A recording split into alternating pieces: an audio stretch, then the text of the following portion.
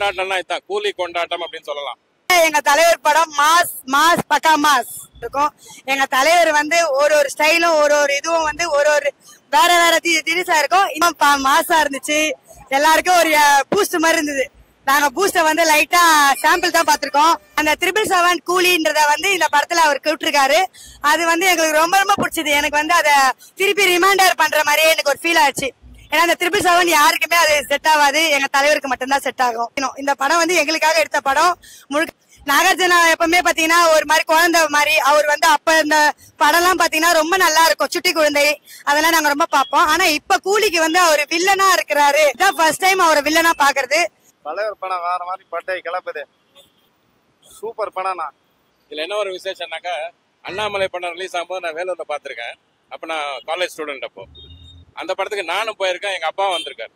So generations தாண்டி பார்த்துருக்காங்க. அதே மாதிரி பாபா படம் ரிலீஸ் ஆகும்போது என்னோட குழந்தை 1.5 வயசு தான். அப்போ அந்த குழந்தை ரஜினிகாந்த் ஃபேன். இப்போ தலைமுறைகள் தாண்டி சூப்பர் ஸ்டாருக்கு வந்து ஃபேன்ஸ் இருக்காங்க.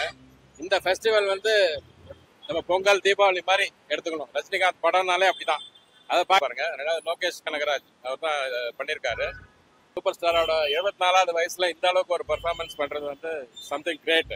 எனக்கு தெரிஞ்சு இந்தியாவில் இல்லை, உலகத்துல யாரும் இவ்வளவு பெரிய ஹீரோ கிடையாது. ஆசியாவில் மட்டும் இல்லை, உலகத்திலே இவருக்கு வந்து எல்லா ஊர்லையும், யூஎஸ்லாம் இப்போ என் டாக்டர்லாம் யூஎஸ்ல இருக்காங்க. அவங்கெல்லாம் கூட இப்போ தேர் ஃபாலோயிங் கூலியோட படத்தை.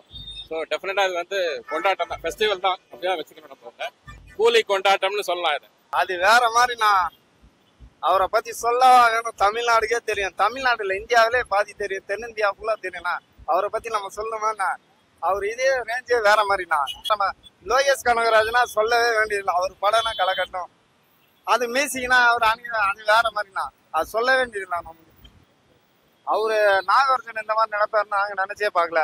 அவரு தலைவருக்கு நம்ம ஈக்குவலா நினைச்சிருக்கோம். ஆந்திரா பக்காவா பண்ணிருக்காருண்ணா. சூப்பர் ஸ்டார் வந்து என்னைக்குமே இளமையா இருக்கிறாரு.